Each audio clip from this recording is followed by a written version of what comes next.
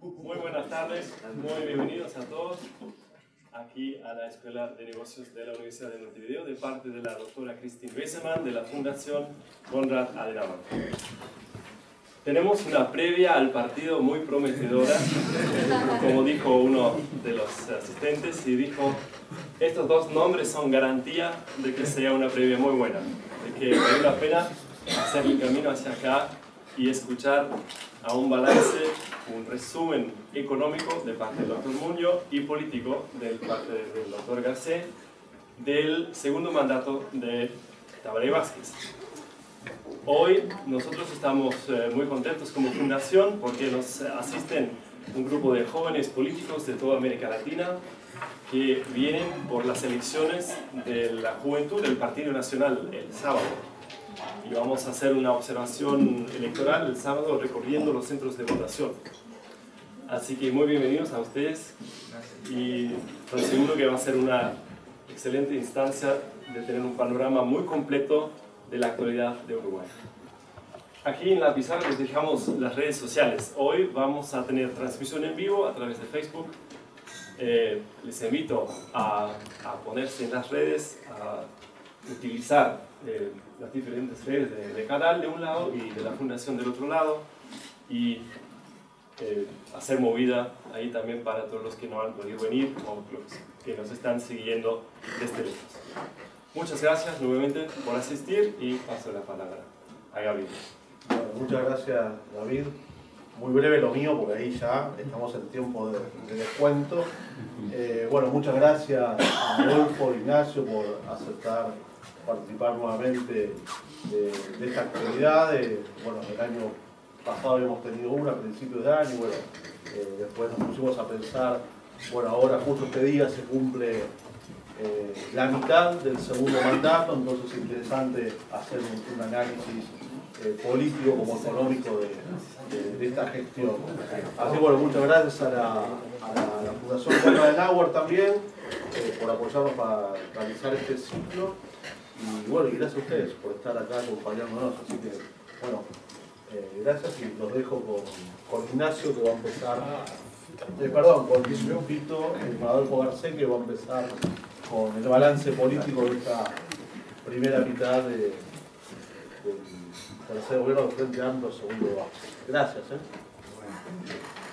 Mil gracias, Gabriel, mil gracias a los amigos de la Konrad Adenauer. Es un gran gusto estar con ustedes, además con muchos amigos de distintos lados, de distintos momentos de la vida. Y un placer también compartir este panel nuevamente con Nacho Muñoz, a quien siempre leo con mucha atención y admiración. Bueno, vamos a ver cómo sale esto. El cuadro del maestro me gusta. Eso es lo primero que quiero decir. Por primera vez en mucho tiempo estoy de acuerdo con el maestro Tabaré. No sé si van a estar de acuerdo con lo que yo voy a decir hoy. Ahí voy. A ver, si mueve esto.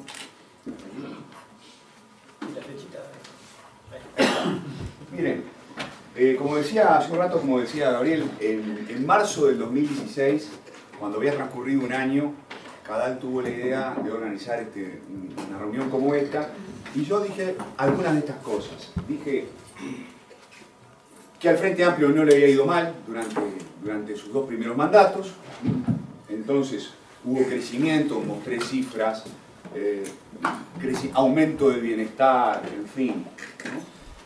Entre otras cosas, por eso que ganó la elección presidencial, como todos sabemos, del 2014, finalmente con mucho más holgura de lo que muchos de nosotros pensábamos. Pero mi argumento central ese día era el siguiente, era que no había buenas razones para ser optimistas respecto a este tercer gobierno consecutivo del Frente Amplio. Yo lo que decía es, este primer año del tercer gobierno del Frente Amplio, ¿no? Ese año 2015 fue un año bueno, y agregaba, no hay muchas razones para ser optimistas. Mostré algunas cifras en ese momento, cifras de opinión pública. El argumento era, en aquel entonces, la opinión pública está desconforme, la producción parlamentaria es pobre, sigo hablando del 2015, en cantidad y en calidad. La agenda yo hablaba de un año uno insípido, ¿no? En aquel momento, por ejemplo, el presidente Vázquez dijo una frase que a mí me sorprendió muchísimo. Lo más importante de este primer año de gobierno es que aprobamos el presupuesto. Sí, yo quedé realmente horrorizado, ¿no? Porque que un gobierno diga que lo más importante es que logró aprobar el presupuesto es muy preocupante, ¿no? Además, un enorme contraste entre las promesas electorales y lo que se venía insinuando, lo que se venía haciendo. Y además uno pensaba, bueno, esto ayuda a entender la insatisfacción de la opinión pública. De lo que hablaba el gobierno en aquel momento era básicamente de cautela y de prudencia. Y dije, bueno, es un presidente políticamente débil que ni se apoya demasiado en su partido, ni hace, como en su momento trató de hacer Mujica, con más o menos éxito al principio, que es apoyarse en la oposición, ¿no? Y a veces apoyarse en el público. En fin, entonces la idea era, en ese momento, analizando el 2015, teníamos un gobierno trancado, para decirlo en términos académicos. Una agenda de escasa ambición, un liderazgo presidencial poco enérgico, un vicepresidente que ya estaba cuestionado, a principios del 2016. Un ministro de Economía debilitado porque le fue muy mal al frente de Liber Seregni, le fue muy mal en la elección de 2014, se debilitó notoriamente, entre otras cosas, por los escándalos vinculados con Pluna. Y bueno, y como sabemos, ¿no? Sindicatos opuestos a la consigna de equilibrio, responsabilidad fiscal, cautela y prudencia. Lo que quisiera decir hoy es que la verdad es que en este año y medio que siguió a ese primer año de gobierno no ha habido cambios significativos. Estamos más o menos en un escenario similar, o incluso podemos decir que en algunos sentidos empeoró, ¿no? Entonces voy a hablar básicamente de esto, ¿no? La opinión pública sigue estando muy desconforme, la agenda sigue siendo insípida, sigue teniendo gusto a poco, el gobierno sigue teniendo muy poco para mostrar, el liderazgo presidencial sigue a media máquina, es de baja intensidad, la crisis de la vicepresidencia se profundizó, no sigue igual. Acá no estamos en el mismo mundo, acá no hay statu quo, esto se profundizó y es muy grave, mucho más grave de lo que a veces solemos pensar cuando hablamos de la vicepresidencia. Y los sindicatos siguen siendo un problema para la parte del Frente Amplio que tiene una agenda digamos, más liberal, para llamarlo de alguna forma. Estos son números de la gente de Cifra, que son números públicos. Hay muchas buenas empresas de opinión pública para los amigos extranjeros, muy buenas empresas de opinión pública, entre tantas, apelo a estos datos de Cifra que están muy claramente presentados. Miren, en este momento, hace un mes atrás, 47% de los encuestados, ¿no?, desaprobaban la gestión, el desempeño de Vázquez como presidente, 47%. 30% prácticamente de los frenteamplistas desaprueban la gestión del gobierno. Claro, después, ¿no?, los niveles de desaprobación van cambiando cuando se considera la autoidentificación de cada uno de los encuestados. Pero bueno, miren, la opinión pública está desconforme con lo que solo 32% de la gente aprueba. Hubo un pico interesante acá, esto es analíticamente divertido, ¿no? A ver si encuentro acá esto, miren, ¿no? Esta es la situación de hoy, 47 contra 32. ¿Cuándo fue que creció, que trepó la desaprobación? Y acá, a mediados del 2016, cuando el gobierno, después de muchos meses, subió los impuestos. El Frente Amplio, por primera vez en muchísimo tiempo, tomó una decisión dramática, asumir un costo político importante haciendo un ajuste fiscal. El problema no es necesariamente el presidente, miren, no es que el presidente caiga poco simpático, en verdad hay más gente que considera que tiene simpatía por el presidente que antipatía. Entonces, el problema no es necesariamente Vázquez, el problema es la gestión presidencial. Bueno, aquí tenemos también, ¿no?, simplemente lo mismo, simpatía versus aprobación de la gestión, no te dejo ver nada, Nacho, ¿no? Bueno, esto muestra lo mismo, ¿no? El problema es la desaprobación de la gestión. Entonces, primer punto, la opinión pública no está conforme. Segundo punto, la agenda insípida. Miren de las cosas que habla el gobierno. Yo no diré que son cosas poco relevantes, son temas importantes. Solo que es muy difícil para usar la expresión del propio ministro Astori, enamorar a la opinión pública hablando de estos temas. ¿De qué habla el Frente Amplio? ¿De qué habla el gobierno nacional? Habla de macroeconomía, cautela y prudencia, ¿no? Acá tenemos el honor de tener, entre otros, a Ricardo Servino. Es muy difícil enamorar a la opinión pública, Ricardo, hablando de cautela y de prudencia, si lo habrás padecido.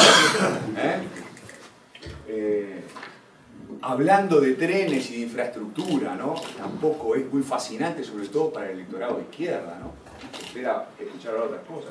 O incluso, aunque a vos te encanta, yo sé que te emocionás cuando pensás en el tema del comercio y la apertura comercial, no son las cosas, Nacho, no son las cosas que emocionan a la gente, hay que admitirlo. El gobierno habla de estas cosas, el gobierno habla poco. Ya ni habla, aparte. El gobierno casi ni habla. Pero es un punto muy importante que señala, el gobierno casi no habla. El gobierno no tiene construcción discursiva, ¿no? El primer Vázquez, hago una pausa, el primer Vázquez tampoco hablaba. Vázquez 1 tampoco hablaba. Pero tiene una agenda de gobierno impresionante, ¿no? Me acuerdo de los comentarios que hacíamos nosotros cuando analizábamos, mis colegas y yo, el primer gobierno de Vázquez, esta agenda es demasiado extensa, ¿cómo van a hacer? ¿Cómo van a lidiar con esto? Desde las excavaciones en los cuarteles, al impuesto de la renta, la reforma de la salud, el diálogo educativo, ¿no? Un poco de todo.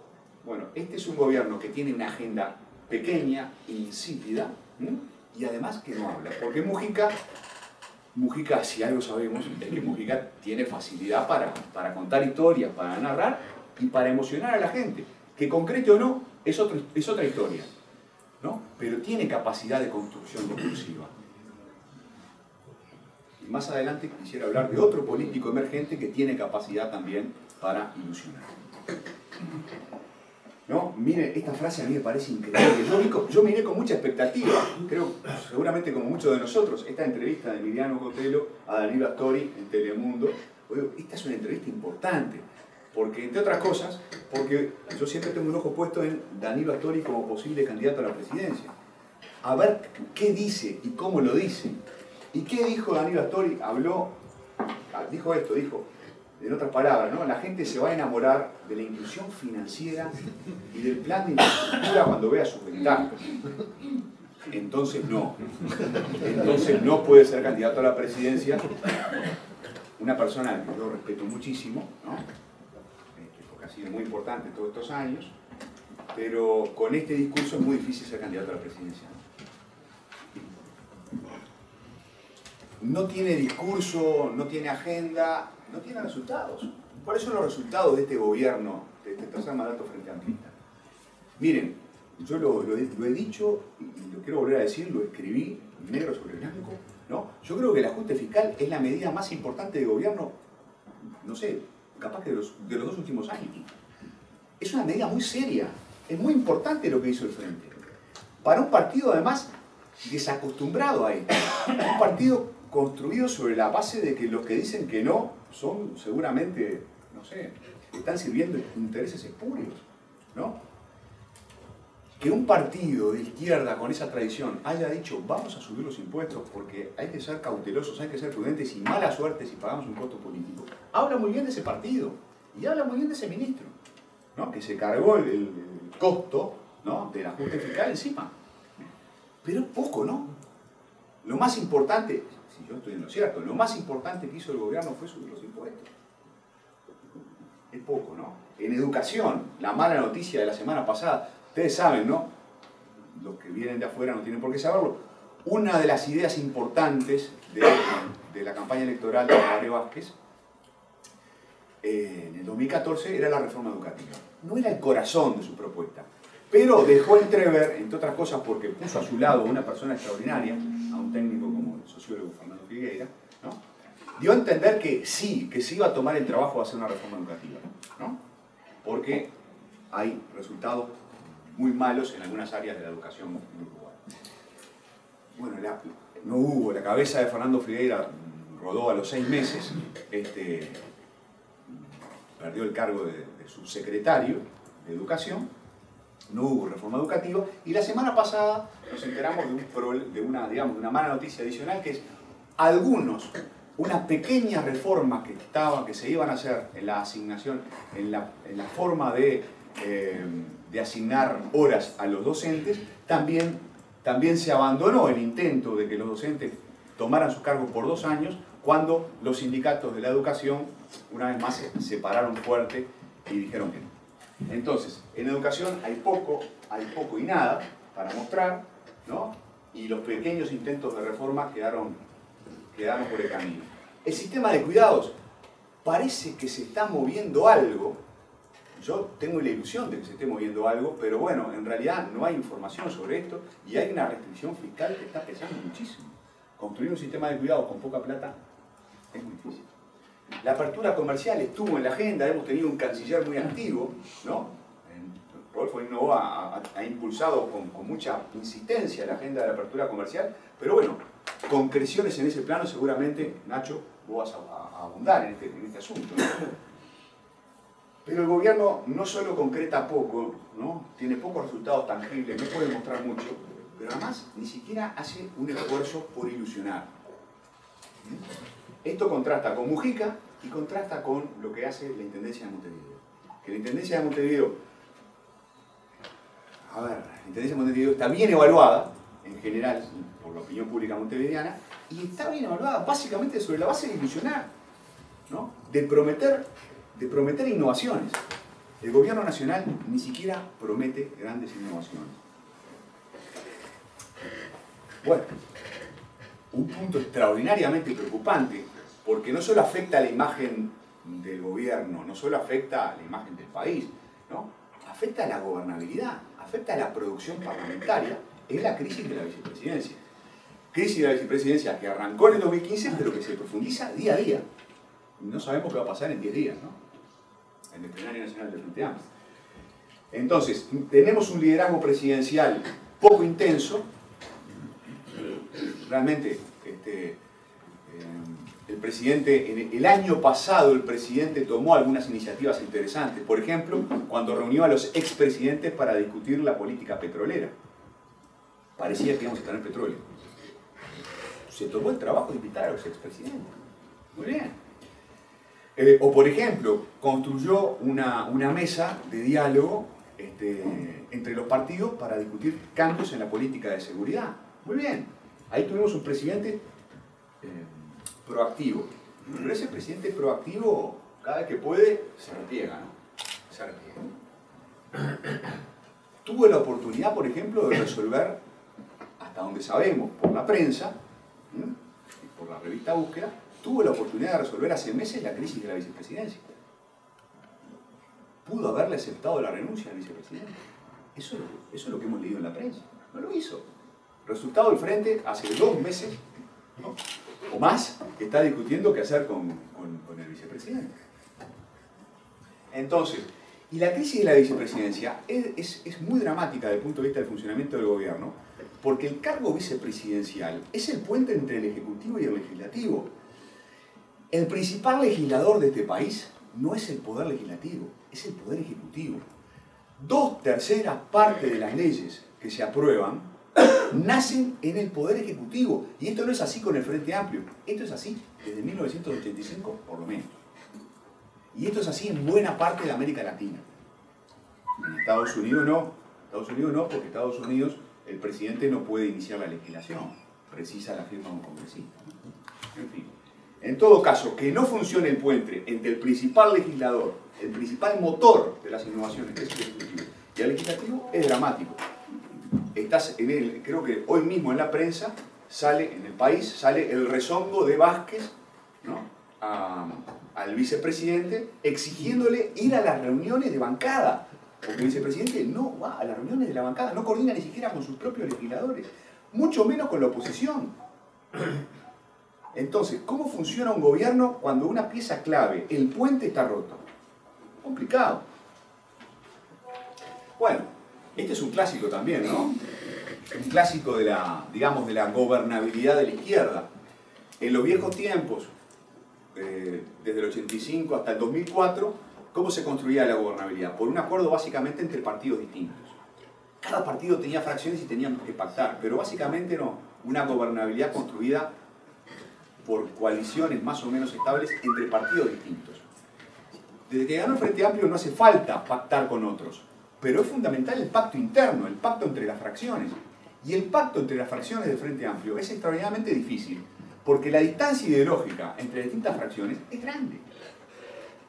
Las fracciones del Frente Amplio están mucho más separadas desde el punto de vista ideológico que los distintos sectores de los partidos tradicionales. Entonces, bueno, claro, el ala izquierda del Frente tiene una agenda. Solo que esa agenda es bastante distinta a la agenda que tiene el Ministerio de Economía y la Cancillería y el Presidente de la República, y el ala que podemos llamar moderada del Frente.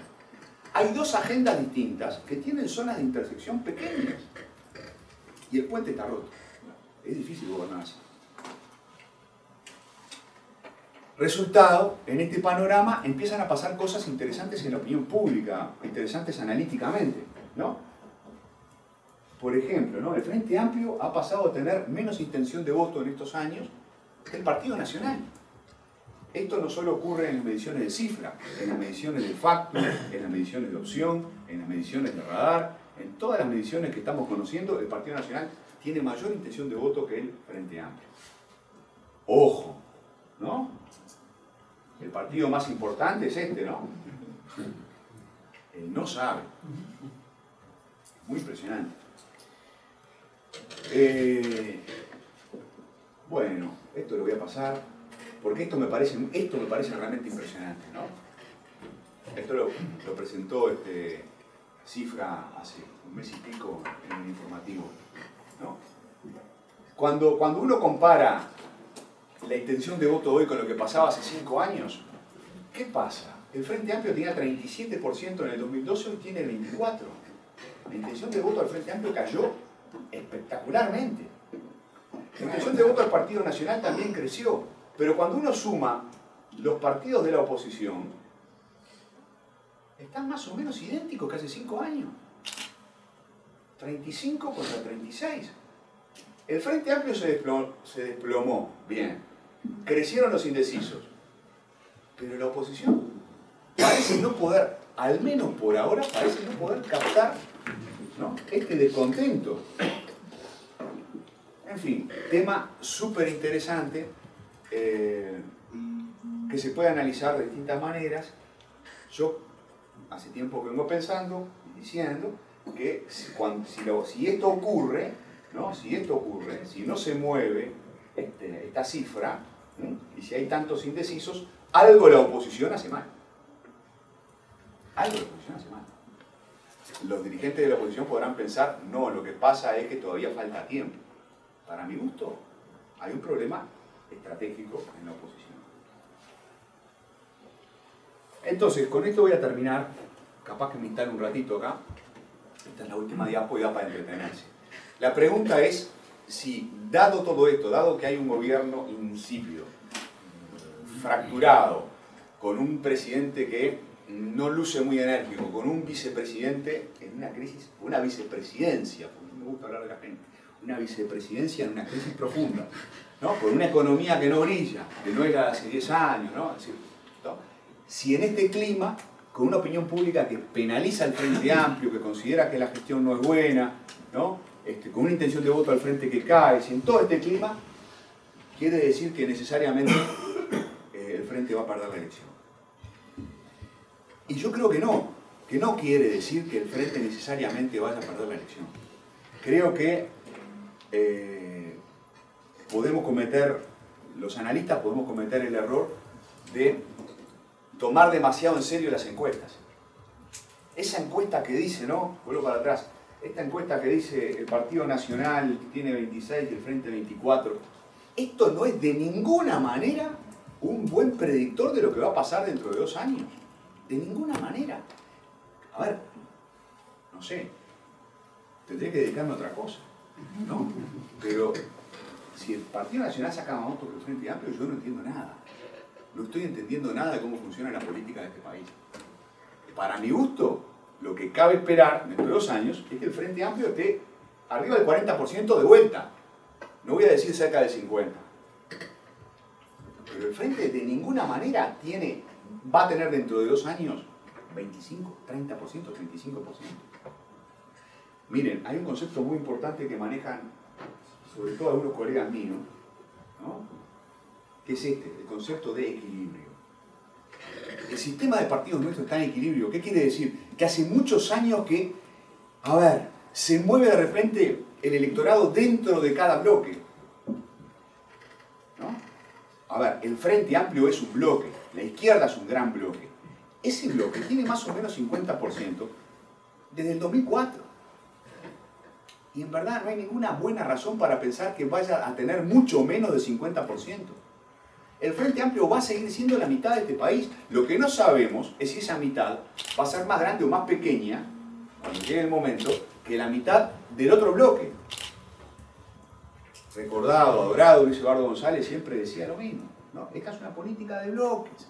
No conozco ningún politólogo de la galaxia, ¿no? Ningún politólogo que diga que la política uruguaya no es una política de bloques. Es una política muy sofisticada, porque es una política de bloques. Dentro de cada, por ejemplo, dentro del bloque Frente Amplio hay fracciones. Las fracciones además tienen sus líos internos y las disputas por los liderazgos. Está bien, todos los niveles que ustedes quieran. Pero la principal competencia, el principal pleito, es bloque contra bloque. Esto es así. Desde que el Frente Amplio rompió el bipartidismo, desde que el Frente Amplio se paró en la oposición a los partidos tradicionales, desde que los partidos tradicionales juntos, espalda con espalda, a pesar de sus diferencias, llevaron adelante las reformas que llevaron desde el 85 en adelante, 85 al, no diría el 2004, del 85 al 99, 98. La política uruguaya es así, bloque contra bloque. El bloque opositor es un bloque mucho más complicado, en cierta forma, que el bloque del Frente Amplio. ¿Por qué? Porque tenéis entonces muchos partidos políticos y además siguen naciendo, ¿no? Porque nació el Partido de la Gente, incertidumbre absoluta, no sabemos qué va a pasar, pero ahí está. Entonces tenés el Partido Colorado, el Partido Nacional, el Partido de la Gente, el Partido Independiente, cuya estrategia siempre es enigmática, al menos para mí, ¿no? Uno no termina de saber para dónde va el Partido Independiente. Pero está claro que no forma parte del bloque Frente Amplista. Eso está claro. Entonces, bloque contra bloque. Los bloques están en equilibrio. El Frente Amplio puede perder algunos votos, y sí. Pero ¿saben qué? También puede ganar. Ya pasó. El Frente Amplio está cambiando lentamente sus bases electorales y sociales. El Frente Amplio viene retrocediendo en la zona metropolitana, y con esto voy terminando. Viene retrocediendo desde hace por lo menos una elección o dos en la zona metropolitana, en Montevideo y en Canelones. Y sin embargo, a ver, el resultado agregado no ha cambiado mucho, porque el Frente Amplio crece muchísimo en el interior. Crece mucho, y cuanto más chico el pueblito, y cuanto más pobre el pueblito, más crece el Frente Amplio. Porque el Frente Amplio hace desde el año 2005 un esfuerzo enorme por atender la pobreza. Las políticas sociales que hace el Frente Amplio, este intento impresionante de refundar el estado de bienestar, que tiene un costo fiscal enorme, que tiene costos por donde quieran mirarlo, es un esfuerzo muy impresionante, incluso cuando lo mirás en términos comparativos. Paréntesis. Gustavo de Armas, una especie de genio con el que tuve la oportunidad de estudiar y de trabajar, acaba de terminar su tesis de doctorado, ¿no? Y la tesis de doctorado de Gustavo de Armas muestra un conjunto, construye un conjunto de información impresionante sobre lo que ha sido la transformación de la matriz de bienestar de este país en términos comparados. La baja de la desigualdad de este país desde el 2004 en adelante es de las más altas a escala mundial. El esfuerzo fiscal que ha hecho el Frente, el aumento del gasto público social, es superlativo, en términos comparados. ¿Ustedes creen que eso no tiene un impacto electoral? Cuando llegue el momento de votar, ¿a quién van a votar los pobres? ¿A quién van a votar los pobres que hace años que se benefician por las políticas sociales? Pero además no es el MIDE solo. Ministerio por ministerio. Busquen la política que quieran. Yo tuve que callarme la boca porque estoy en hora. Yo tuve la suerte de hacer 2 o 3 años encuestas y es preocupante. Es realmente alarmante. Los niveles de desinformación del electorado son brutales. Y eso que estamos en Uruguay, en un país donde la política apasiona. Entonces, ¿Dónde pagará un costo el frente? Sí, seguramente entre los sectores más informados. La mayoría de la población, no sabemos. Y bueno, mi pronóstico es nada. Esta vez no se puede decir nada. Yo creo que no se puede decir nada. Es muy difícil realmente imaginarse qué va a pasar en la próxima elección. Y creo que hay una parte muy importante de todo esto que en verdad tiene que ver con la famosa estrategia opositora, ¿no? No alcanza con que al frente le vaya mal para que la gente cambie. La gente, para que una porción decisiva del electorado cambie de intención de voto o de decisión de voto. No alcanza. La oposición debería hacer, para mi gusto, un esfuerzo un poquitito más importante por generar una coordinación política, como la que vienen proponiendo algunos líderes, ¿no? Que proponen construir con tiempo una agenda programática común, bla, bla, bla. El que lo dice más claramente es el senador Larrañaga. Hay otros dirigentes políticos que a veces mencionan esto. Yo lo vengo escribiendo hace solo 12 años. Pero yo creo que sin esto es muy difícil que haya realmente un cambio decisivo en el electorado. Muchas gracias por la paciencia.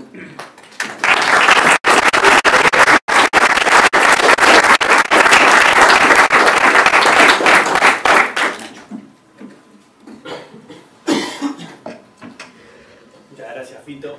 Espectacular presentación, difícil arrancar ahora. Aparte se está yendo el partido, la gente preferiría escuchar el Toto da Silveira ahora en la previa. ¿Te gusta el cuadro de maestro o no? ¿Te gusta? Tanta que el cebolla seguir. Bueno, a mí me toca hacer el balance económico. Voy a hacer un balance. Voy a hacer un balance económico, voy a mirar primero el activo y después el pasivo de esta primera mitad que justamente termina hoy. Exactamente hoy se cumple la mitad del periodo de base. Voy a empezar por lo positivo, por el activo, que hay muchas cosas y no son menores. Para empezar, el crecimiento económico. Después de una siesta que tuvo la economía desde, diría yo, diciembre del 2014, casi 2 años de estancamiento total y absoluto de la producción económica en Uruguay, ya a partir de marzo del año 2016 tenemos un nuevo ciclo, aparente comienzo de un nuevo ciclo expansivo de la economía a tasas similares a las anteriores. Si vemos la pendiente, estamos hablando de un crecimiento ahora, nosotros lo que viene observando es que está creciendo al 3% anual el PBI, nuestras proyecciones para fin de año son de 3,5%. La gran pregunta que uno se hace aquí es, bueno, ¿es sostenible esto? ¿Esto es el comienzo de una nueva etapa de crecimiento prolongado como vimos en el pasado? Bueno, eso podremos discutirlo los economistas, podrá discutirse en algunos ámbitos, pero la realidad indica que la economía está creciendo y fuerte de nuevo. Si uno mira unos indicadores que son termómetro del bienestar de la población, por ejemplo las ventas 0 kilómetros de autos, que habían caído 20% entre diciembre del 2014 y marzo del año pasado, se recuperaron totalmente y mensualmente se está vendiendo lo mismo que en la cresta de la ola de autos 0 kilómetros. Obviamente la correlación de esto con el valor del dólar es casi perfecta. En este momento justamente con el dólar estaba a 33, pero no importa, la realidad, lo que se siente es que el consumo de vuelta está en niveles importantes y la gente llena de vuelta los centros comerciales, compra autos, está contenta. Les decía que esto no es algo que se va a terminar automáticamente ya. De hecho, nuestras proyecciones, ya dije que para el año que viene, para este año eran 3,5, para el año que viene 2,7, de acuerdo a nuestros modelos de proyección económica. Por lo tanto, vamos a tener 2 años de crecimiento de la actividad económica importante en relación a los últimos 2 años, 15 y 2016, que habían sido bastante magros en relación al anterior. Por lo tanto, el crecimiento volvió y está presente. Esto es sin duda un rubro del activo. Se podrá decir que se debe a factores externos, porque los precios de los principales commodities que Uruguay vende mejoraron bastante en relación a las caídas que habían tenido entre 2014 y 2016, tanto la carne, la soja como los lácteos. Se podrá decir que las tasas internacionales siguen bajas y se postergó la suba y puede durar bastante más de lo que se pensaba unos años atrás. Este mundo de crédito barato que se extendió fundamentalmente y que, como sabemos, cuando las tasas están bajas, los capitales llegan al país como llegaron a niveles récord entre 2005 y 2016. Esto es muy impresionante y esto es para tenerlo siempre presente. Los ingresos de capitales de inversión extranjera que llegaron al Uruguay entre 2005 y 2016 fueron 5 veces superiores, 5 veces en relación al tamaño de la economía, a lo que entraban entre el 90 y el 2004 en promedio. Este ingreso, esta masa azul de acá, es impensable con una tasa de interés internacional que no hubiera estado por donde estuvo tan baja. Probablemente esto se va a extender más de lo que se pensaba hace un año atrás. Las condiciones internacionales en Estados Unidos se están dando para que continúe por lo menos un tiempo más, se prolongue esta ventana de buenas condiciones financieras internacionales para nosotros. El tema es que esto no se empieza a concretar en inversión, porque importa que estén los fondos, pero importa que existan oportunidades de inversión y proyectos rentables en Uruguay, que eso es lo que está faltando y lo que se está haciendo cada vez más difícil de poder conseguir. Pero ahora estoy del lado del activo, de lo positivo. Eso lo dejamos para la parte del pasivo. Positivo también, la región que había tenido 2 años tremendamente negativos en Brasil, los peores desde 1930, este año va a tener un leve crecimiento, el año que viene va a tener una recuperación de crecimiento del 2%, según la encuesta que se hacen a más de 100 analistas privados que hacen proyecciones en Brasil. En Argentina también, después de haber tenido un vaivén de los últimos 5 años, una caída del año pasado, este año va a crecer la economía, ya se está solidificando el crecimiento en 2,7%, el año que viene se espera 3%, esto lo dicen más de 55 analistas privados que son consultados regularmente por el Banco Central de Argentina. Por lo tanto, tenemos una región que nos empieza a sonreír de vuelta y nos empieza a favorecer con viento a favor. Por lo tanto, al día de hoy, este es un activo que está teniendo el gobierno. Otro es la caída de la inflación. Después de haber estado muchísimo tiempo por encima del rango objetivo del Banco Central y después de haber tenido un pico el año pasado que se fue por arriba del 10% y muchos pensaban que iba a seguir por un buen rato arriba del 10%, la inflación está hoy muy cerca del centro del rango objetivo del Banco Central, que es 5%, y de acuerdo con estas proyecciones cerraría a fin de año en 6,2 si el dólar cierra lo que pensamos nosotros en el entorno de los 30, pero si el dólar se mantiene en los 28 y hasta cerraría el 5,4 la inflación. Claro, o sea, esta caída se explica fundamentalmente, por eso pongo esta variación acá, por la variable tipo de cambio del dólar, que es una variable fundamental para la inflación en Uruguay. Con el dólar planchado como ha estado, se ha podido materializar esta baja y se está sosteniendo este nivel bajo. En la medida que el dólar suba, algo que cada vez es menos probable que suba a niveles relevantes en este año, la inflación se va a complicar, pero la realidad, lo que se ve es que el poder de compra de los salarios ha subido, los salarios reales han tenido una suba importante, por eso esta caída de la inflación claramente soy un activo que tiene en el gobierno para mostrar en esta primera mitad del país. Después está el tema de la situación financiera. Esto es un activo que lo ha mantenido. Se ha mantenido durante el tiempo.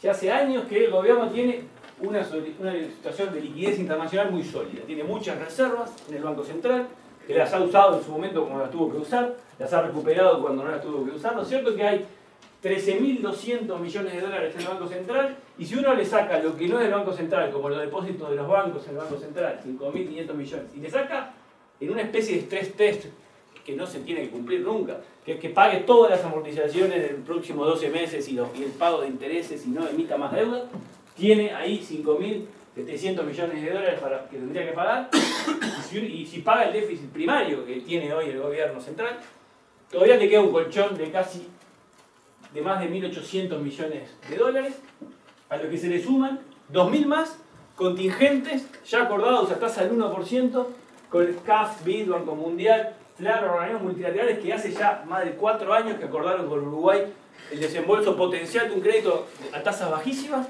en el episodio de que las condiciones financieras se empiecen a empeorar y que no sea posible, como va a pasar ahora, como ha pasado en los últimos años, que el gobierno emita deuda en los mercados internacionales a tasas bajísimas. Por lo tanto, probablemente este año no se vaya a usar, la vez que viene tampoco, pero si en algún momento empieza a hacerse más caro el acceso al crédito, esto ya está, y está acordado. Por lo tanto, está sólido en materia de liquidez. En materia de deuda se habla, sí, que ha crecido mucho la deuda, Lo cierto es que está estable en relación al PBI en torno al 60%. Y aquí es muy importante que ha mantenido el nivel bajo de dolarización, ha consolidado la dolarización, que contrasta tremendamente con el pasado y permite que pase lo que pasó, que es cuando tuvimos desde el 2014 hasta el 2016 una suba muy importante del dólar, muy importante. Pasó de 20 y poco a 33. La deuda no se enteró. Muy diferente de lo que pasaba en episodios del 2000 hasta el 2002, cuando, de vuelta, el dólar pasó de 18 a 30 en agosto del 2002, y la deuda más que se duplicó, porque bueno, era toda expresada en dólares, el dólar disparó la deuda. Hoy tenemos una deuda macheada casi perfectamente con la proporción de transables y no transables en el PBI, por tanto sube el dólar, mejora una parte de la actividad económica en el Uruguay, esa misma proporción más o menos es la que hace subir también la deuda, el nominador y denominador de ratio se mueven bien. Por lo tanto, esto es una solidez que tiene el país y es un activo que ha mantenido el gobierno. El sistema bancario sigue sólido, a pesar del estancamiento de los últimos años, no se ha deteriorado mucho, mantiene altos niveles de liquidez, morosidad que ha aumentado pero sigue en niveles muy bajos, menos del 4% del total de los créditos están vencidos en el sistema financiero en su conjunto, BROW más bancos privados. La solvencia sigue estando muy por encima de los requisitos internacionales que pone Basilea para los bancos, que es bastante duro, o sea, más del doble de capital tienen hoy los bancos. En otras palabras, se ha mantenido sólido el sistema financiero con un periodo que han habido episodios puntuales de quiebras, aumentó mucho los concordatos, los concursos, problemas puntuales en el agro han habido muchos, pero en su conjunto el sistema sigue sólido, por lo tanto, este es un tercer activo importante que tiene el gobierno para mostrar al final de este primer periodo, esta primera mitad, que son importantes. Pasemos ahora para el otro lado del balance, el pasivo. Y ahí, lo primero que salta para mí como una situación complicada, y está muy relacionado a los activos. ¿Por qué? Porque parte de este pasivo pone en riesgo el primer rubro del activo, que es el crecimiento. Hoy tenemos una situación de encarecimiento relativo del Uruguay preocupante. O sea, nosotros el año pasado y este año seguimos trabajando en el tema, desarrollamos modelos para medir el atraso cambiario, que no es fácil de medir, porque en realidad conceptualmente indica cuánto está el país desalineado con los fundamentos macroeconómicos que implican que el país sea más caro que lo que estaba antes. Y uno puede hacer distintas mediciones, nosotros hicimos varios modelos midiendo fundamentos de forma distinta y en promedio nos da que estamos un 15% más caro que lo que debería estar la economía uruguaya dadas las condiciones actuales de la economía. Dado el nivel de ingreso que tiene el sector privado, dada la productividad que tiene la economía con respecto a sus socios comerciales y dada el gasto público actual, el nivel de gasto público, que es un factor importante para determinar lo caro que está un país. Dado esa situación actual de esas variables, hoy estamos 15% más caros que lo que deberíamos estar. Entonces, esto tiene obviamente condicionantes fundamentales en todo el sector productivo. O sea, hoy es muy poco rentable invertir y producir en el Uruguay. Los costos son fuertes, los ingresos se han reducido mucho. Es verdad, nos ha salvado que en este contexto de atraso cambiario tenemos justamente con Argentina una situación única, que es que Argentina en algún sentido está incluso más caro, porque tiene este mismo problema que nosotros de atraso cambiario. Tenemos la suerte que el país, que estamos más o menos en paridad cambiaria, este 100 implica que uno agarra un promedio histórico de paridad cambiaria de Argentina, cuando estamos cerca del 100, quiere decir que estamos medio que lo que sale en promedio en Argentina vale más o menos lo mismo en promedio en Uruguay. Estamos ahí. Esto fue fundamental para tener la mejor temporada turística que tuvimos este año en mucho tiempo. Va a permitir tener una muy buena temporada turística también este año, en enero del año que viene. Y es un golpe de suerte, porque nuestro principal cliente, el 75% de los turistas que llegan a Uruguay son del único país del mundo que es más caro que nosotros. Entonces, ya estamos aprovechando. Si miramos a Brasil, ahí lo que dice hoy la paridad promedio histórica cambiable con Brasil, que estamos un 30% más caro que Brasil. De vuelta, en promedio para todo Brasil. Es verdad que Brasil se ha venido encareciendo. Estamos 40% más caro que Brasil hace un año atrás. Lo cierto es que estamos caros todavía con Brasil. Si uno mira el promedio, por ejemplo, la paridad cambiaria con respecto al dólar, estamos en niveles de en torno del 25 y 30% más caro que nuestro promedio histórico. Y esto es importante mirarlo. Este gráfico para mí es muy ilustrativo de cómo salimos de esto. Porque estamos en una situación complicada de encarecimiento. ¿Cómo se abarata el Uruguay? ¿Cómo podemos ser de vuelta competitivos? Complicadísimo. Para empezar, la historia nos demuestra solo 2 episodios que Uruguay se abarató mucho. Este gráfico muestra que cuando estás en 100 estás en equilibrio, abajo estás caro, arriba estás barato. Uruguay pasó a estar baratísimo en el 82, baratísimo en el 2002. ¿Pero por qué pasó eso? Y bueno, porque venía con un tipo de cambio fijo que artificialmente podía estar más bajo que lo que indicaba el mercado. Se rompió la tablita en el 82, se rompió una banda de flotación en el 2002. Hoy tenemos un tipo de cambio flexible. Este valor es el valor que da el mercado. O sea, hoy si quisiera el Uruguay poner el dólar acá arriba, no puede. O sea, no es una cuestión de voluntad política, no se puede hacer ese ajuste. Entonces el ajuste es mucho más lento. El abaratamiento tiene que venir, no puede venir porque el dólar va a valer 40 en Uruguay. Entonces, como pasó en el pasado, ojo, cuando el dólar pasó a valer lo que valía acá, también los salarios reales cayeron 30% en Uruguay.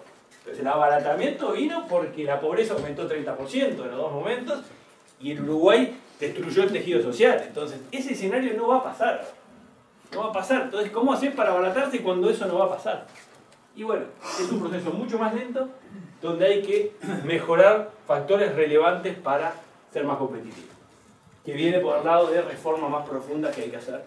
Fundamentales, por ejemplo, abrir más mercados, tener mayor inserción internacional, reducir costos que hoy tenemos por el lado de empresas del Estado que están generando un costo enorme para el sector productivo, ganar en eficiencia de la mano de obra, o sea, es cara, pero que sea más eficiente, mejorar los recursos internos que tenemos, porque va a ser difícil abaratarse por un shock que nos haga baratos por el lado del tipo de cambio. Esa es la realidad. Y eso es muy lento, son reformas que hay que hacer, están todas en una agenda que está pendiente y que voy a profundizar ahora. Otro pasivo es el gasto público. Es un pasivo claro, porque si uno mira la tendencia de los últimos 10 años del gasto, este gráfico es muy ilustrativo, lo que ves es que en el año 2006 había equilibrio fiscal, déficit fiscal cero. Crecieron mucho los ingresos fiscales desde el 2006 hasta el 2012. En el 2012 estabas en equilibrio fiscal, porque el gasto público creció igual que el ingreso que tuvo el gobierno, excepcionalmente alto. 40% creció en términos reales los ingresos disponibles para financiar políticas públicas, se usaron todos, pero se mantuvo el equilibrio fiscal. Se gastó todo, cada peso que entró se gastó, ese 40% más tuvo para gastar en este periodo, se gastó todo. La economía, que es esta línea punteada, creció similar a lo que crecía el gasto público, por lo tanto el peso, la mochila del gobierno, del peso del gasto público, fue sostenible, o sea, se mantuvo más o menos estable, la economía creció tanto como creció el gasto. La historia empieza a cambiar en marzo del 2012, donde el gasto se mantiene, no se entera de nada, se mantiene la misma tasa de crecimiento, creció 30% entre marzo del 2012 y cuando asume este gobierno, y los ingresos se reducen a la mitad de la tasa de crecimiento. Ahí se abre el boquete fiscal de déficit cero al 3,5% del déficit, que se ha mantenido durante todo este gobierno desde que asumió el actual presidente, con aumento de impuestos, como decía Fito. O sea, la reforma de la suba positiva no logró más que mantener el déficit fiscal. ¿Por qué? Bueno, porque a pesar del enorme esfuerzo y del discurso del ministro de Economía y de todo el equipo económico, no han podido frenar el gasto. Siguió creciendo, mucho menos que antes, pero sigue creciendo el gasto público en el Uruguay. Y está colgado en un 90% más alto de lo que era hace 10 años atrás. 90% creció el gasto en términos reales. Casi que se duplicó. Cuando la economía, y acá se empieza a ver la diferencia con este periodo, es 60% más grande que hace 10 años. Esta diferencia es una mochila enorme, pesada, que está haciendo el gasto público sobre el sector productivo, sobre las posibilidades de crecimiento del país. Miren cuánto más creció el gasto que el PBI en este periodo, cuando acá estaban, repito, habían crecido los dos en la misma magnitud. Entonces, acá realmente hay un tema, hay un desafío. Porque ni alcanzó la suba de impuestos ni la mayor contribución que están teniendo las empresas públicas para financiar este desequilibrio también. Porque seamos claros que es poco en magnitud, pero en diferencia, la contribución que están haciendo los de ANCAP, fundamentalmente, y UTE, a financiar este gasto es relevante. Y viene por tarifas que deberían bajar, por criterio de costo, deberían bajar, y no se bajan.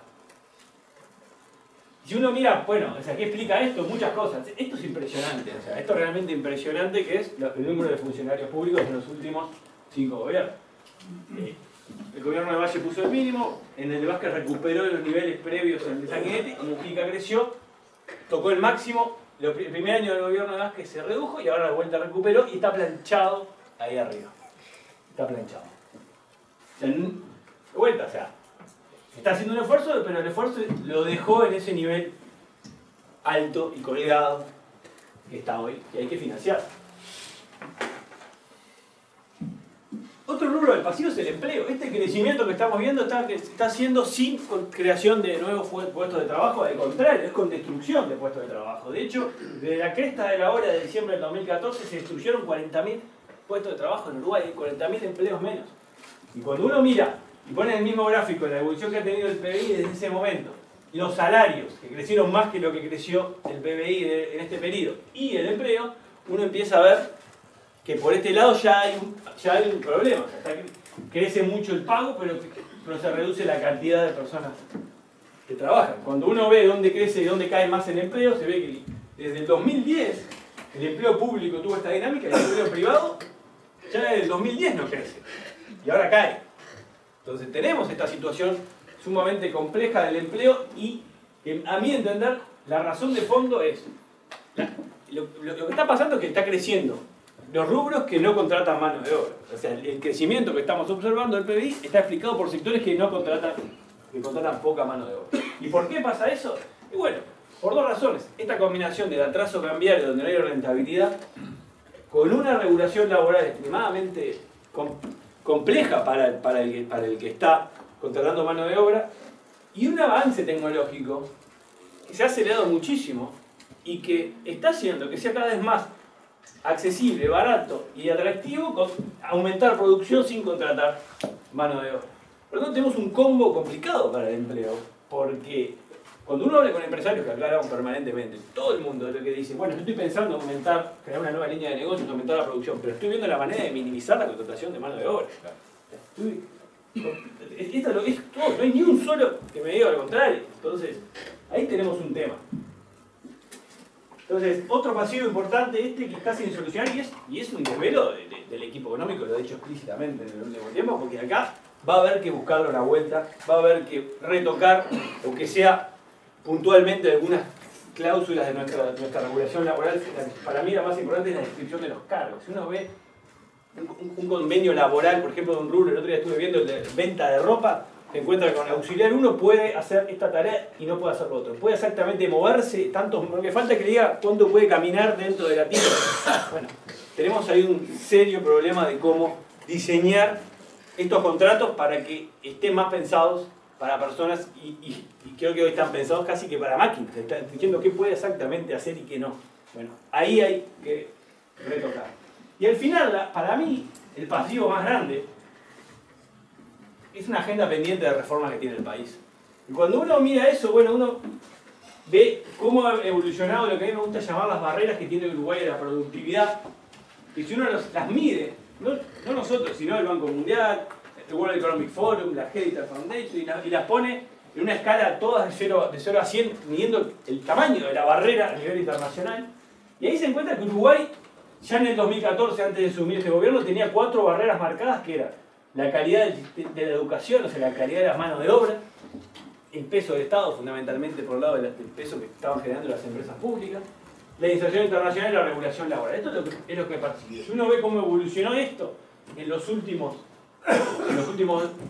la mitad de este gobierno, y bueno, casi que no se mueve, empeora la percepción de la calidad educativa, empeora el peso del Estado, empeora la inserción internacional y levemente mejora en algo la regulación laboral, pero claro, esto es en parte porque esto es relativo. Otros países también están empeorando. No es que hayamos hecho algo nosotros, esto es la posición de barreras relativas con el resto del mundo. Por lo tanto, acá se juega el partido. Y el partido del futuro y el partido de poder afectar muchos de los pasivos que están acá, que es el atraso cambiario con el empleo. Si no se avanza por este lado, y cuando uno quiere pasar, y no tengo tiempo para hacer comentarios de cada uno de estos, pero acá son sumamente complicados, porque son 4 aspectos ideologizados, tremendamente ideologizados. ¿Por qué hay parálisis? No porque no haya intención. Este gobierno, era prioridad de este gobierno todas estas áreas. En ninguna se pudo avanzar. ¿Por qué? Bueno, porque tanto en el sistema educativo, en la concepción del Estado, en la inserción internacional y la regulación laboral, hay 2 visiones bien contrapuestas dentro del gobierno y dentro de la sociedad, y ahí es donde el país está trancado. Entonces, cuando uno quiere ver el patrimonio que te queda acá, que el neto, el pasivo, el activo menos pasivo, bueno, te queda un signo de interrogación. Yo a esta altura, yo creo que en el corto plazo tenemos un patrimonio positivo, más en el mediano y largo plazo para mí se me empieza a volver negativo, porque mientras no se avance en esto, estos problemas te van a morder lo que hoy se está ganando en el activo. Así que bueno, muchas gracias. Este es el balance que tengo a presentar.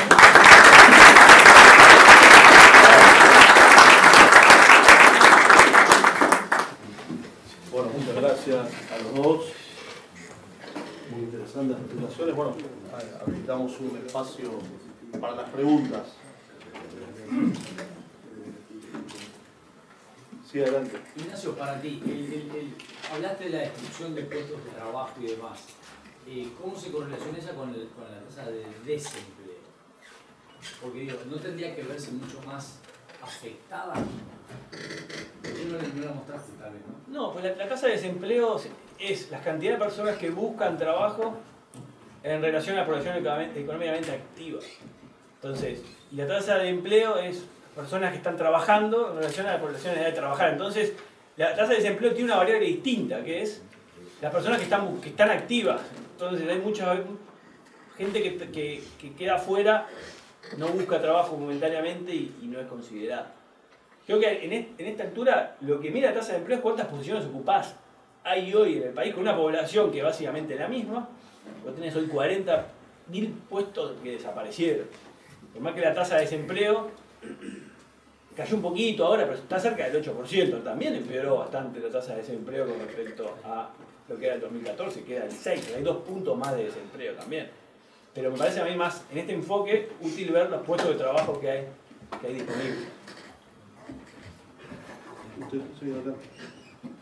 Una pregunta para si usted cree posible, dentro de estos 2 años y medio de gobierno que quedan, que se dé esta agenda de reformas pendientes, dado el fuerte contenido ideológico que tienen. Creo que no, que no va a haber nada. Hay avances puntuales que hay que saludarlos y hay que apoyarlos, porque hay intentos en la OPP de avanzar en todas estas áreas, hay intentos en Cancillería, pero no se van a concretar. Creo que no se van a concretar, lamentablemente, que es una pena, porque vamos a tener 2 años sin avance en estas áreas que son vitales para el país. Si puedo meter la cuchara ahí, esa agenda no la puede hacer el Frente Amplio. Es los que crean que esa agenda, lo que le crean a Nacho, ¿no? Tienen que pensar que esa agenda no la puede hacer el Frente Amplio, la puede hacer, en todo caso, el bloque de oposición, en el mejor de los casos, ¿no? Y si construye un pacto razonable y si lograra construir gobernabilidad, que no va a resultar obvio, ¿no? Porque son muchos partidos distintos, con muchos liderazgos, etcétera, etcétera. Gonzalo Mujica, el diputado que se fue del Frente, que yo creo que más bien piensa que la agenda de Nacho es la correcta, dice, las soluciones para el país están a la derecha del Frente Amplio. Es una frase muy inteligente para mi gusto, ¿no? Porque si los que piensan que el futuro va por el lado de la apertura comercial, la reforma del Estado, la calidad educativa, ¿no? No sé si nombré lo laboral, y sí, no pueden esperar del Frente Amplio ese tipo de reformas. Sí.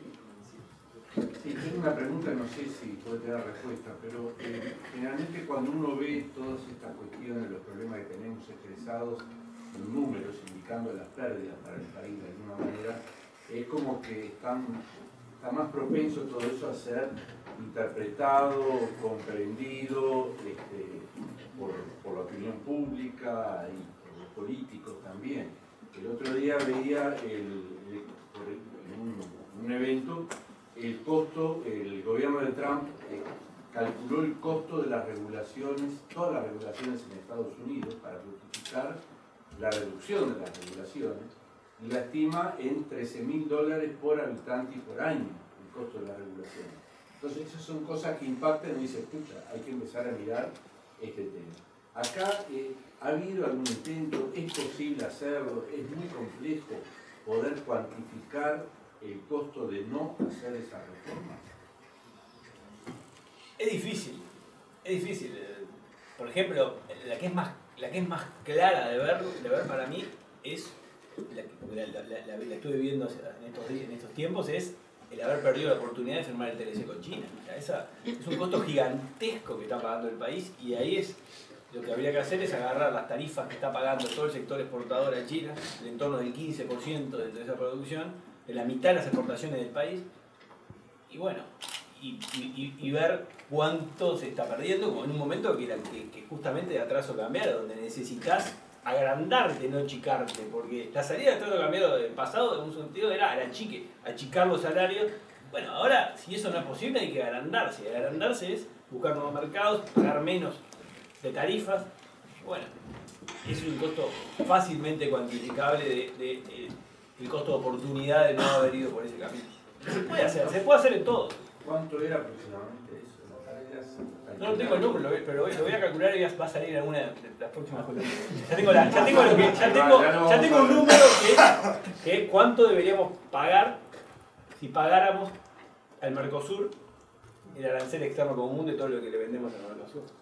Poco, medio punto del PBI debería pagar el país si tuviera que a todos los exportadores de Argentina que van a Uruguay, Argentina y Uruguay a Brasil, pagarles el arancel externo común del Mercosur. Es bastante menos que lo que ganaría por... Pero claro, son distintos jugadores, no es el mismo. Entonces ahí es donde aparecen los bloqueos. Bueno, tenemos una pregunta aquí, esta es una pregunta acá, pues, adelante. Sí, yo tengo en realidad una visión, he vivido siempre acá, pero una visión de que este es un país tipo aldea, en donde si yo conozco a fulano me va bien, si yo no conozco a fulano me va mal, y me interesa cómo está la economía. Ese es punto uno. Punto dos es que yo no veo que esté el crecimiento, más allá de números y todo eso, porque cuando el gobierno compra el voto del diputado Amado para que le voten el artículo 15 y dificultar todos los pagos de más de 10 millones de dólares, quiere decir que no está fundido. Entonces, y lo compra porque el papá debía 20, y el ministro del Ministerio de Defensa retuvo ese problemita y lo manda el informe al otro día de la votación. Entonces, hay corrupción en la oposición porque se compró a un diputado. Entonces, yo quiero que usted me explique, a ver si esto va a mejorar algún día.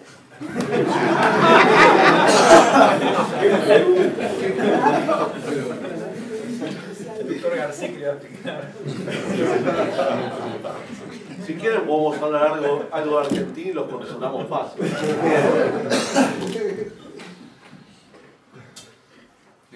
Tengo que responder esa pregunta tan difícil. Por lo menos a media, ¿no? Yo estoy condenado al optimismo y al entusiasmo, y yo pienso que Uruguay viene mejorando. Este era un país que era mucho más clientelar. Es lo primero que usted dijo, ¿no? La importancia del vínculo entre las personas era aún mucho más decisiva en el pasado, en la década del 40, en la década del 50, ¿no? Y el país, sobre todo desde el 85 en adelante, hizo un gran esfuerzo, ¿no? por modernizarse y por construir otro tipo de relaciones entre las personas. Y yo creo que vamos a seguir en la misma línea, ¿no? No tengo cómo demostrárselo, salvo porque cuando uno mira en la perspectiva histórica, y bueno, este país ha ido modernizándose, profesionalizándose y burocratizándose en el mejor sentido de la palabra. Pero bueno, Que hay cuentas pendientes, las hay. Y para seguir la lógica de Gabriel, la lógica comparativa, es cierto, ¿no? Nosotros como estamos acá y que conocemos las cosas que pasan, nos alarman tremendamente. Cuando uno mira el Uruguay en perspectiva comparada, se consuela, ¿no? Los niveles de corrupción son menores que en otras partes del mundo, ¿no? Y la calidad de las instituciones es superior, dicho por todo el mundo, ¿no? Por todos los que estudian estos temas, que en otras partes. Entonces, bueno, yo diría, con calma, seguir trabajando y seguir empujando todo, porque no todo lo que pasa depende de los partidos y de los líderes, depende también de lo que se construya desde la sociedad civil, ¿no? De lo que hagan los empresarios, de lo que hagan los periodistas, de lo que hagan las ONGs, ¿no? De lo que hagan las universidades. Todos desde distintos ámbitos podemos contribuir a mejorar la calidad institucional del país. Tenemos una pregunta ahí, después otra allá y otra acá. Una pregunta medio doble, tener dos preguntas. La primera, solamente, bueno, casi que confirmar, digamos, creo que está la percepción, pero haber dicho que en definitiva el partido de gobierno tiene su capital electoral en la gente poco informada y poco instruida. Entonces, como se está hablando de reforma educativa y de educación hace 12 años y hablarán hace 15 años, pero se puede hasta cínicamente preguntarse qué interés puede tener el Frente Amplio en hacer que la gente normal se parezca un poco más, no a uno, porque no es uno, pero a gente justamente que esté informada e instruida. Y después, la que sí es más pregunta es, ¿se puede decir también en Uruguay que un partido pierde por hacer cosas, que nunca pierde por no hacer? Porque sinceramente creo que tiene un rosario de anuncios y de pocas cosas ejecutadas. Hacer cosas cuesta. Si no, pregúntenle a los colorados, ¿no? Los colorados están en una crisis tremenda en términos históricos, ¿no? En términos electorales, en buena medida por hacer, ¿no? Porque, bueno, insisto, ¿no? Junto con los blancos, durante 20 años llevaron adelante una agenda de reforma, y es una agenda de reforma que los separó de su propia tradición y de sus bases electorales históricas. Entonces sí, hacer cosas puede tener un costo político. Para el Frente Amplio, por ejemplo, hacer el ajuste fiscal. Por más que es un ajuste fiscal que no corrige el problema de fondo, como perfectamente explicó Nacho, tiene un costo político. Y además tuvo un costo político evidentemente brutal sobre el propio Danilo Astori, ¿no? Entonces, hacer cosas puede tener un costo político muy fuerte. No hacer cosas, bueno, no reformar la educación, yo creo que va a tener un costo político, ¿no? Creo que va a ser tema de campaña, creo que va a ser muy difícil para el Frente Amplio hacer un discurso público convincente cuando perdió 15 años, ¿no? 15 larguísimos años perdió el Frente Amplio por no encarar a fondo una reforma educativa. No creo que lo haya hecho, no sé tampoco si vos lo pensás, ¿no? Adrede. No creo que lo haya hecho adrede, pero bueno, tiene que ver con las divisiones internas del Frente, tiene que ver además con,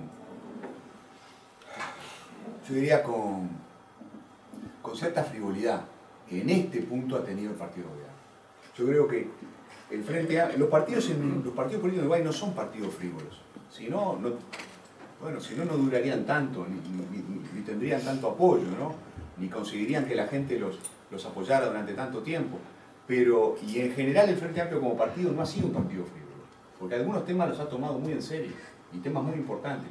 Pero en el tema de la educación, lo del Frente Amplio es, lícitamente, la frivolidad, la falta de seriedad. Y creo que la oposición se lo va a cobrar, y creo que una parte importante de la opinión pública está mirando ese asunto. Lamentablemente los más dañados por la inacción del Frente son los menos informados y quizás no tengan conciencia del daño que están sufriendo.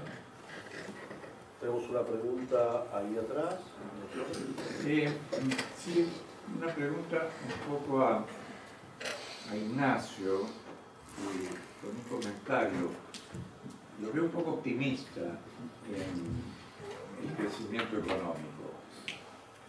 Me da la impresión que a veces hay una tendencia a no percibir la salud de alguien que está engripado o contrayendo la gripe y está en un proceso de deterioro.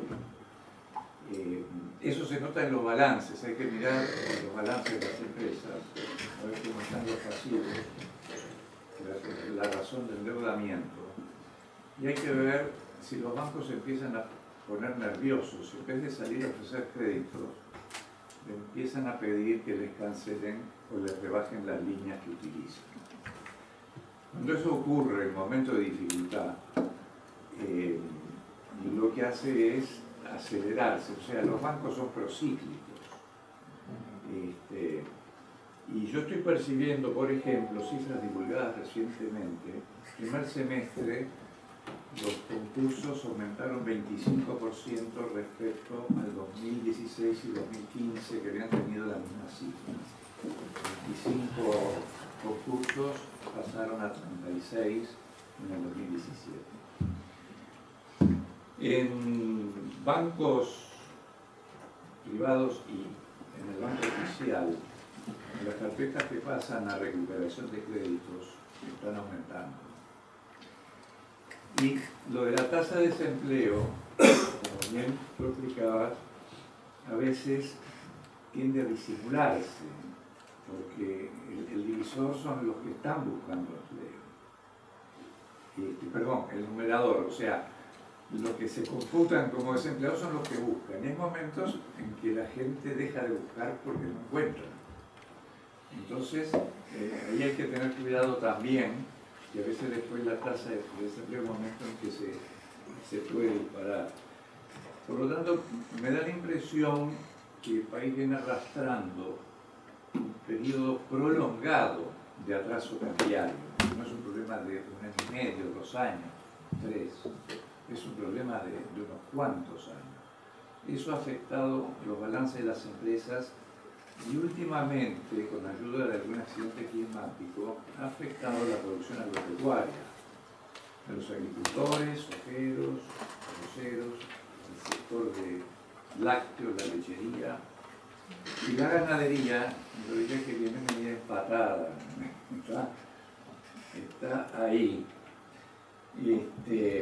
Si no hay visos de que se ajuste el tipo de cambio, como tú decís, cosa que la tendencia parece insinuarlo, pero vamos a ver si se confirma, vamos a ver qué hace Argentina también. Lo que vamos a tener es un deterioro que no va a estar en la tasa de inflación, en el tipo de cambio, tal vez no en las reservas internacionales, pero sí en la salud del tejido productivo. Y ahí es donde yo veo un problema, porque recuperar después hay que pasar de CTI y después volver al intermedio.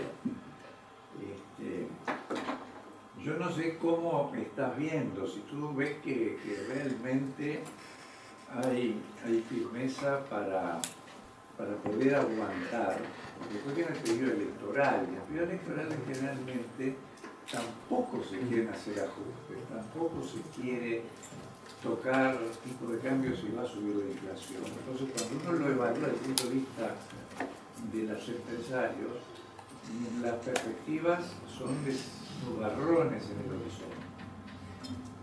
Permito agregar algo. La tendencia histórica, que a veces comparamos con el cambio real histórico, no toma en cuenta cambios que se producen en el mundo y en una serie de factores vinculados a la producción. Por ejemplo, mientras países como Chile, Colombia, Perú, México han hecho numerosos acuerdos comerciales, ahora Nueva Zelanda y Australia están negociando y próximos a obtener preferencias en China para ingresar con la carne. En todo ese periodo, para el exportador, ha bajado el margen de preferencia en el acceso a mercados. Y eso es además de que estamos caros. O sea, al estamos caros hay que agregarle un alfa, o llámenle como quieran, que es la pérdida sistemática de competitividad frente a aquellos que exportan nuestros mismos productos. Entonces, de ahí mi comentario y a ver cómo lo están viendo. Okay, es que lo veo exactamente como lo acabas de decir. O sea, eso es... Yo quise mostrar algo similar. O sea, no fui optimista, simplemente dije que en el corto plazo ahora estamos viendo esto y va a seguir, pero se está comiendo y ese problema va atrás. O sea, básicamente suscribo todo lo que acabo de escuchar. Pero entonces, el comentario, Vito, que vos decías que tenés la duda sobre el próximo periodo eleccionario. Sí. Serán 2 años. En 2 años, la salud del paciente no va a mejorar. No. Entonces, si se siguen cometiendo errores no forzados, esto es como el tenis. Termina ganando no el que tiene más buenas, sino el que comete menos errores no forzados. Es decir, que yo diría que si la oposición no comete muchos errores, que realmente no está aprovechando oportunidades, debería ser complicado el panorama para el frente con las cifras que hoy muestra la población de descontento, digamos, por decirlo de alguna manera. Es cierto. ¿Que eso puede influir? Pero yo cuando escuchaba, ahí claro, ¿no? Uno mira las cifras de distintas maneras de interpretarlas. Yo cuando escuchaba a Nacho, sobre todo al principio de su exposición, yo decía, y sí, todo este panorama que está pintando de una economía que vuelve a crecer, ¿no? De un dólar bajo, no sé qué más hablaste, de la inflación que está baja, ¿no? Todo esto lleva agua para el molino de que el Frente perfectamente puede volver a ganar. Yo creo que se complica, el panorama se complica después de la elección.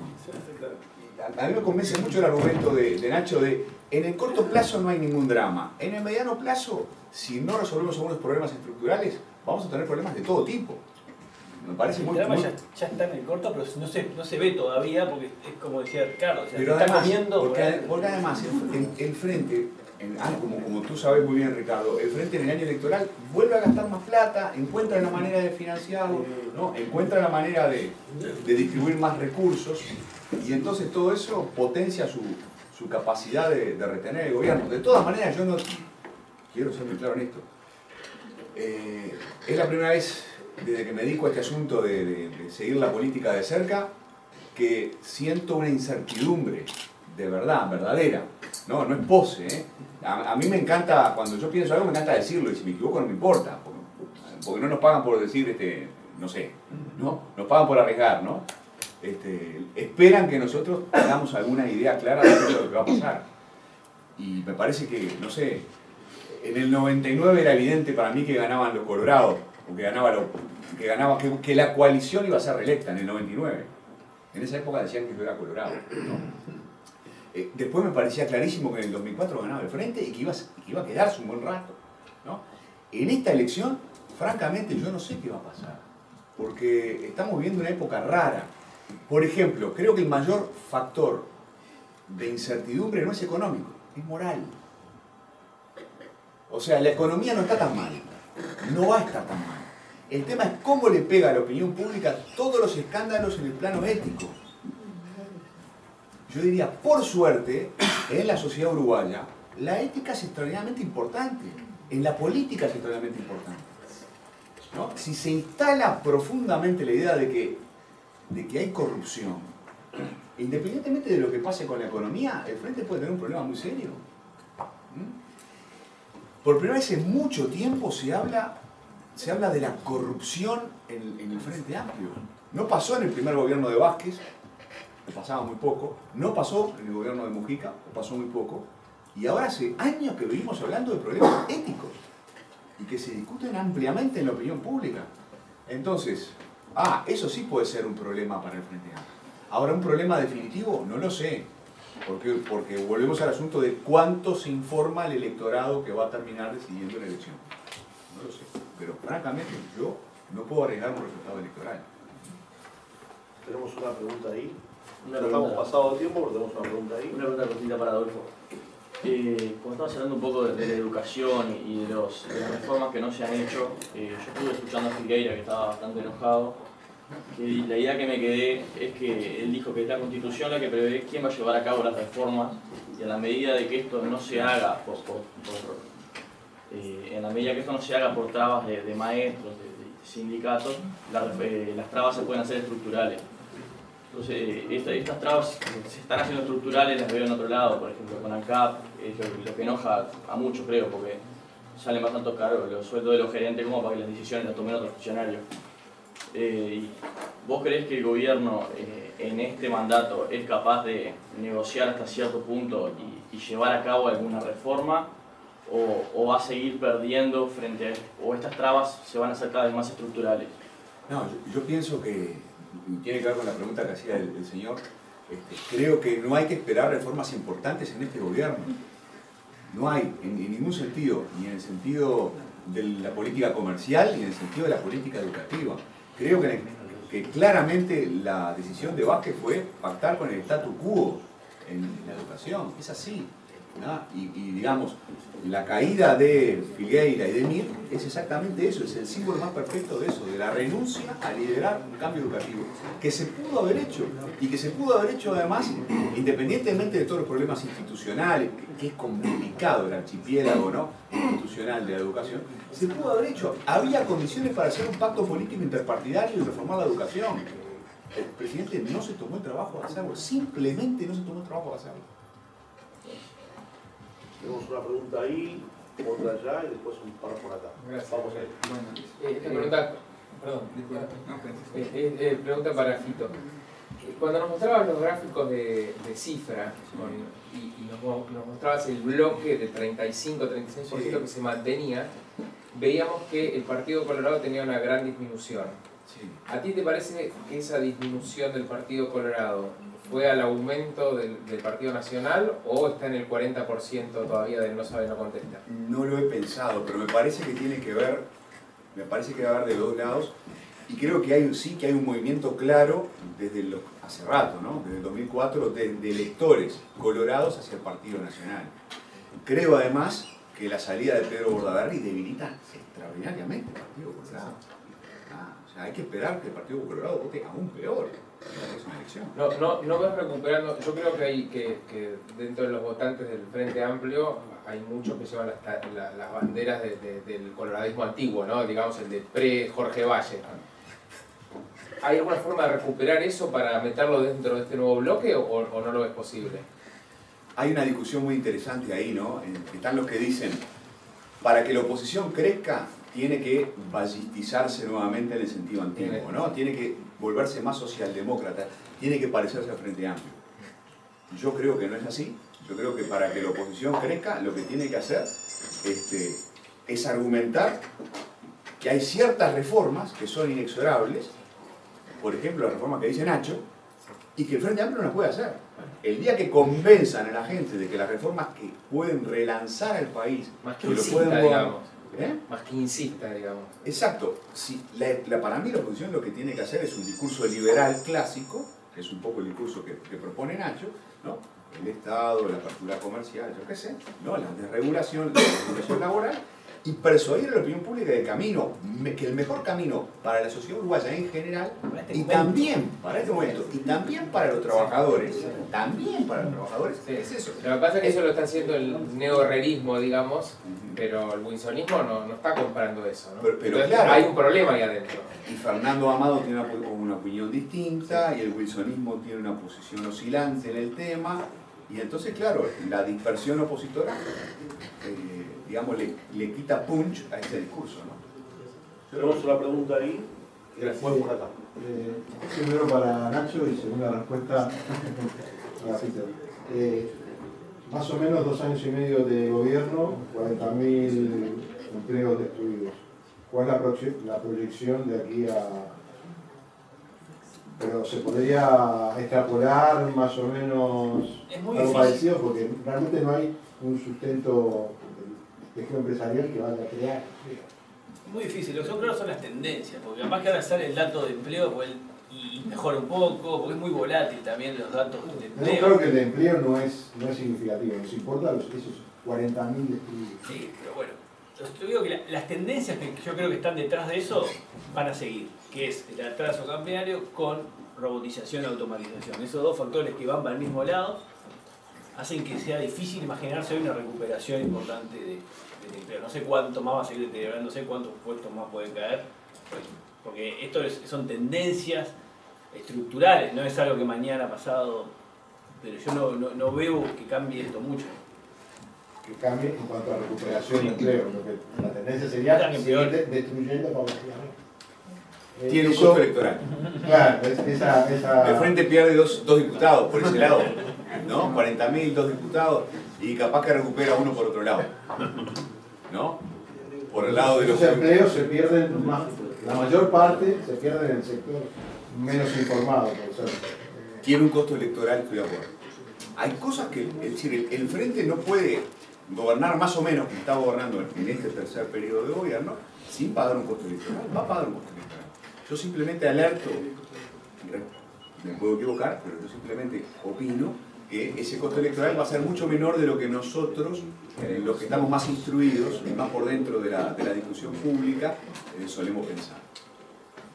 Bueno, me dicen que ya estamos en hora, hacemos todas las preguntas y después las contestan. ¿No? Tenemos una ahí, otra ahí. Y esta que quedó para atrás. Y creo había alguien acá también, ¿no? Acá. Ahí. Y allá, mira, había pedido la palabra. Bueno, hacemos todas las preguntas juntas y contestan juntas. Respuestas de 30 segundos. Adelante. Bueno, me presento, doctor Ignacio, mi nombre es Adrián Santamaría, soy de Colombia.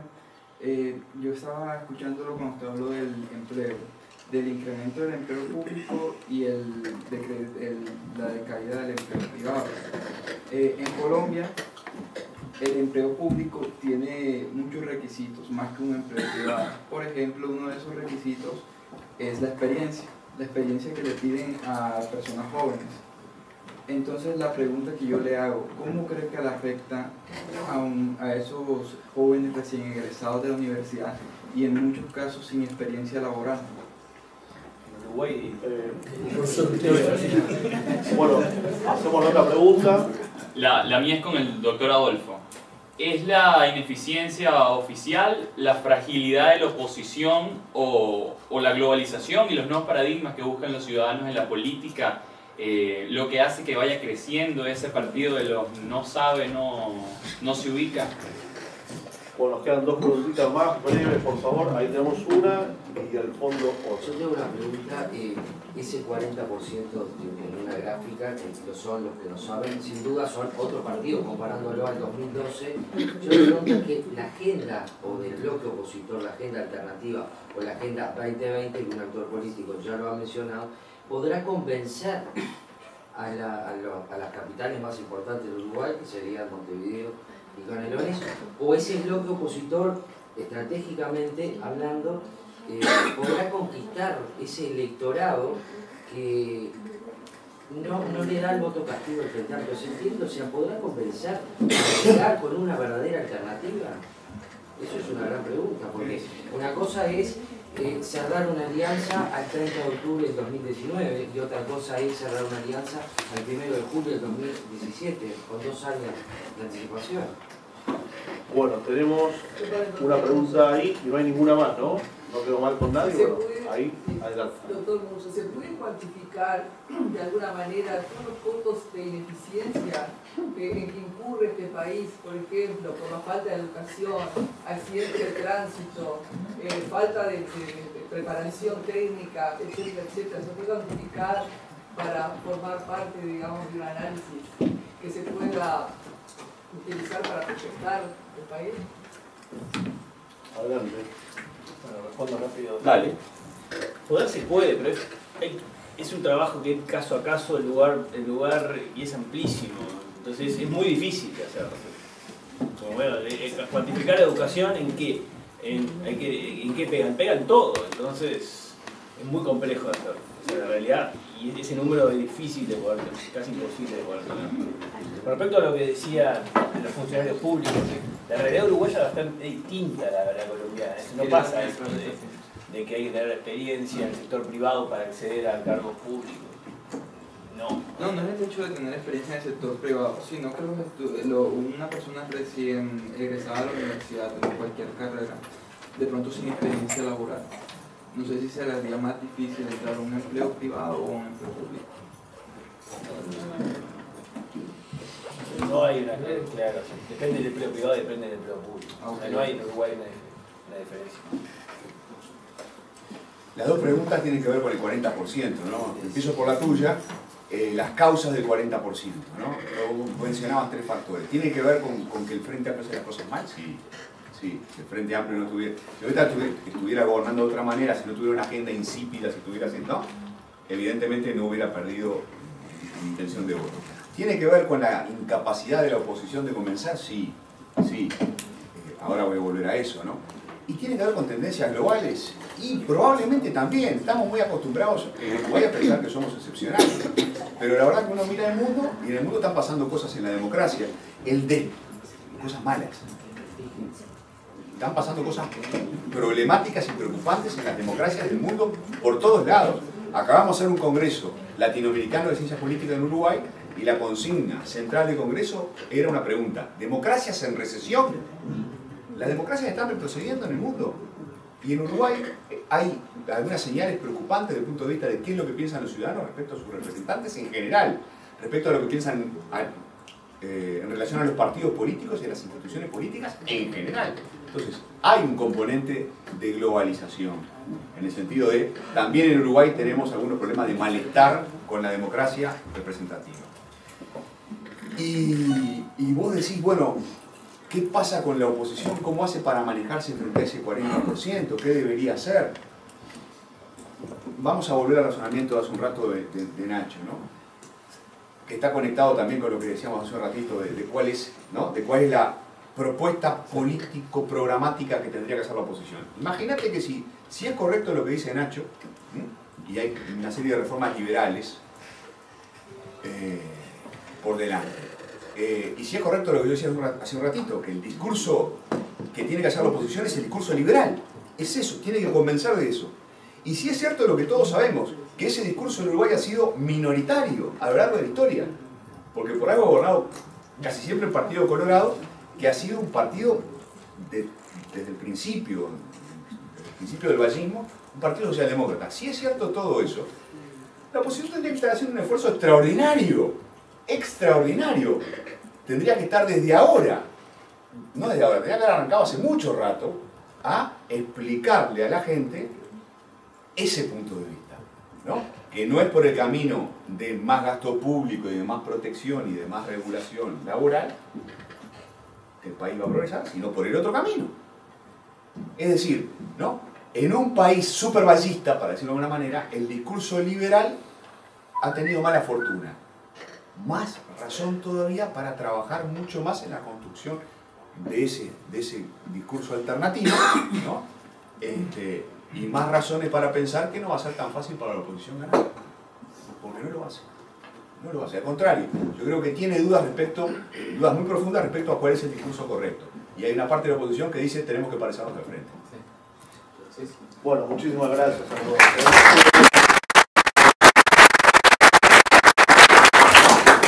Gracias por habernos acompañado y nos vemos en la próxima.